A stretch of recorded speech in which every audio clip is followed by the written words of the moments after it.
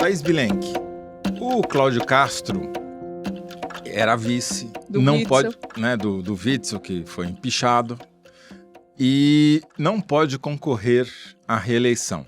Aí ele tinha duas opções, ou tem duas opções.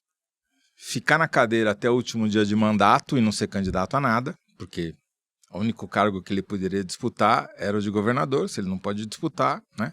Se ele ficar terminar o mandato, não será candidato. Ou sair para o Senado, mas para isso ele precisaria deixar o cargo em abril. O que diante dessa confusão toda que ele armou, o que você está vendo que vai acontecer? E ainda o TSE, Tribunal Superior Eleitoral, marcou para a semana que vem uma ação para julgar ele na Justiça Eleitoral, que é mais um complicador neste quadro.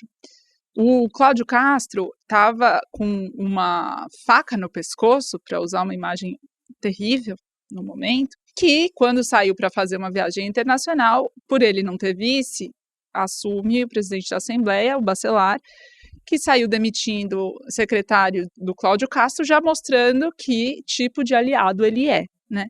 Pois o Cláudio Castro voltou e ficou lá tentando se erguer politicamente no cargo, mas numa situação absolutamente fragilizada e as peças todas emboladas na direita do Rio de Janeiro. E aí ele está sendo muito pressionado a não sair candidato ao Senado. Primeiro, porque a situação eleitoral dele além de instável com essa ação do TSE, muito fraca, muito pouco voto, não é um governador bem avaliado. Embora tenha se reeleito na eleição passada, no primeiro turno, uma eleição fácil, o mandato não está ganho. E segundo, porque se ele se desincompatibiliza para se lançar ao Senado e sai em abril, quem senta é o próprio Bacelar, presidente da Assembleia, que vai querer, contudo, tentar se eleger, e é um político que a direita, bolsonarista inclusive, não só bolsonarista, não confia, tem resistência. Então ele está sendo pressionado a não sair. Mas qual que foi a estratégia do principal candidato a governador do Rio de Janeiro no ano que vem diante deste cenário, que é o prefeito Eduardo Paes? Eu vou avançar casas na direita e na extrema-direita do Rio de Janeiro, vou ganhar o voto de todos esses eleitores que estão procurando alguém para votar. Então, vou me afastar da esquerda, vou me afastar do Lula, vou ganhar a direita, e assim eu desmobilizo e desorganizo eventuais candidaturas que pudessem vir a ser lançadas. E ele faz isso com justamente o tema da segurança pública, que é o grande tema, que foi a DPF das favelas, quando ele vai lá e diz que ele é totalmente contrário, que isso é para ajudar bandidos, se posiciona do lado do Cláudio Castro, mudando o posicionamento que ele vinha tendo até então. E aí ele ganha, e aí nas pesquisas internas da prefeitura, ele já tem mais de 60% de intenção de voto. Para governador. Para governador em 2026. Nesse cálculo dele, inclusive, é muito notável que ele mantém uma distância do Lula diferente da proximidade que ele tinha com o Lula nos outros dois mandatos, né? Que recebia o Lula no Rio, eles faziam momentos de lazer, não só de trabalho, agora não. Ao contrário, ele deu declarações numa reunião fechada do PSD muito simpáticas ao Tarcísio de Freitas. O Kassab é o presidente do partido dele, do PSD, e o Kassab é secretário do governo do Tarcísio, então tem uma posição de tentar ficar bem na fita para caso o PSD não vá liberar e a situação não seja para ele apoiar o Lula de cara. Quer dizer, o que ele está fazendo é mantendo uma jogada, uma estratégia de manter algum distanciamento e tentar focar na questão do Rio de Janeiro para ganhar de WO o governo. E facilita nisso o fato de a direita estar desarticulada no Rio, e não ter candidato, porque aqueles que foram aventados não quiseram se sacrificar suas reeleições na Câmara, na Assembleia, para... Não é ninguém que a gente conheça. Porque já foram para o segundo, para o terceiro, para o quarto escalão ali para tentar, e assim, até agora ninguém apareceu. A disputa importante que vai se desenrolar nos próximos meses é quem vai ser candidato ao Senado. O Flávio Bolsonaro deve ficar com a primeira vaga, ninguém acredita numa reviravolta nesse sentido. E aí tem a segunda vaga, que é essa que o Cláudio Castro pode querer disputar ou não.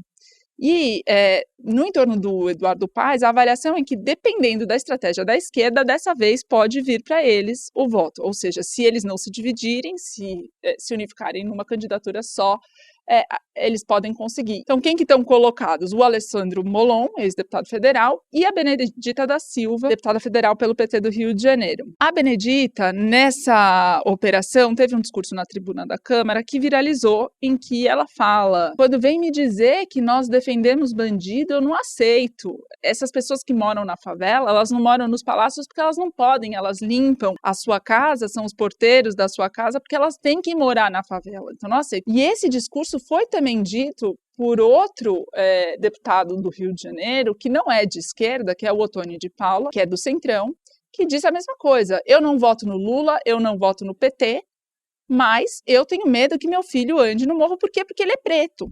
Só por isso, e aí os dois indo no mesmo sentido.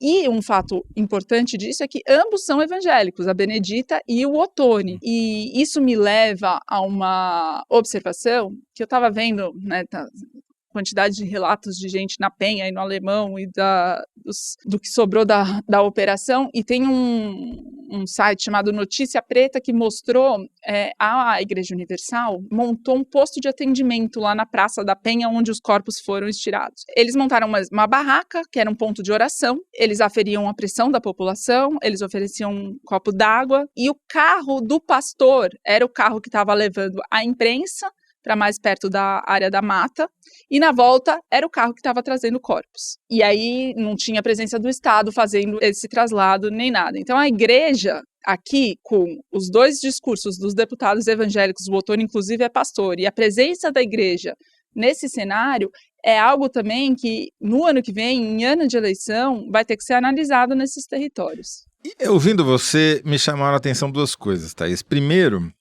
sobre o Eduardo Paes, a declaração que ele deu logo no primeiro dia foi: a cidade do Rio de Janeiro não pode ficar refém de bandido, né? E já mandei que liberassem todas as ruas e não sei o que lá, não sei o que lá, não sei o que lá. Mas ele não foi assim enfático em elogiar a operação em si. Uhum. Ele usou uma linguagem que, para quem é simpático à operação, não ia soar negativa, mas se ele fosse cobrado mais adiante, caso houvesse um revertério da opinião pública, ele poderia falar: não, eu só disse que a gente não pode ser refém de bandido, entendeu? E que o Estado tem que agir enfaticamente contra a bandidagem, que não tem nada a ver com chancelar a chacina. Ele usou bem as palavras, né?